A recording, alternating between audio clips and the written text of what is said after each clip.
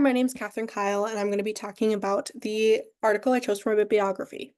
It is called The End of Life in the Family, Hospice Patients' Views on Dying as Relational. So hospice is also palliative care, is end-of-life care. So research question. How does end-of-life care mediated by family dynamics and expectations? So basically, how does your family relationships affect the hospice care and your hospice experience?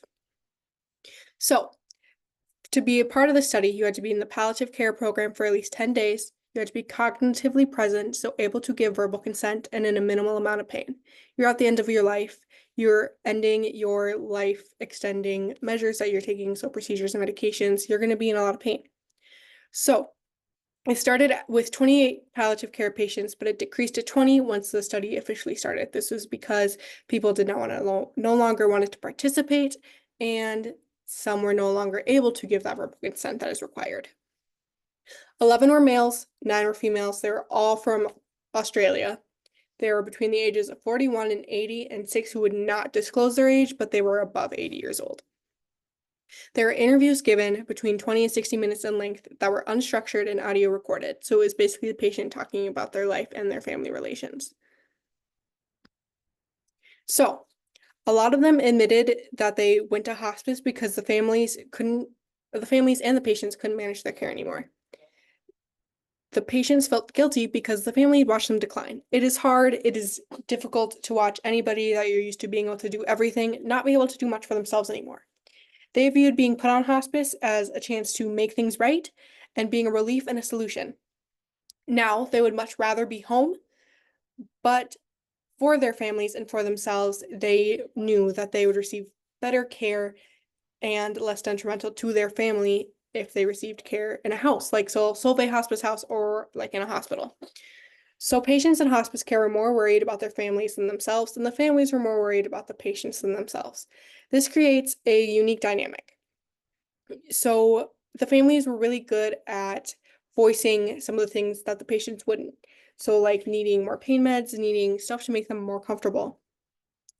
The patients didn't want to be a burden on their family in their final days. They wanted everybody to be happy and able to spend as much time together as possible. But of course, some of the families only kept themselves in mind. They were very selfish and just wanted the person to keep on living even if they no longer wanted to, and they knew that hospice was the right decision for them.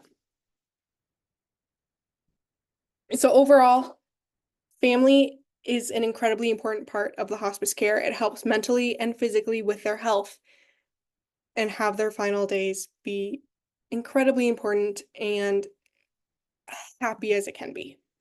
So what can we do with this findings? Create better palliative care experiences. Overall, hospice is hard. Anybody who has had anybody go into hospice or has been around that situation knows that it's not always the best experience.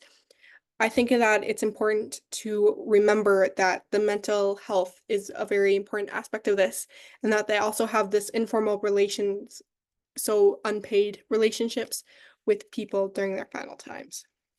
So what could they do better? These patients are on hospice. They're hard to interview. Some are ready to die. Others just want to keep fighting. They have good and bad days, some where they just can't talk at all, and others where they're talking your ear off. It's a hit or miss. And palliative care is different between cultures. So going to Australia for this versus the US versus China versus England, could all be shown completely different. And I think that it would be interesting to view that difference between the cultures and how each culture views death and how that changes the palliative care experience. So this is my full citation. It was by Broom and Kirby, The End of Life in the Family, Hospice Patients' Views on Dying as Relational from the Sociology of Health and Illness. If you guys have any questions, don't hesitate to email me or ask me in class.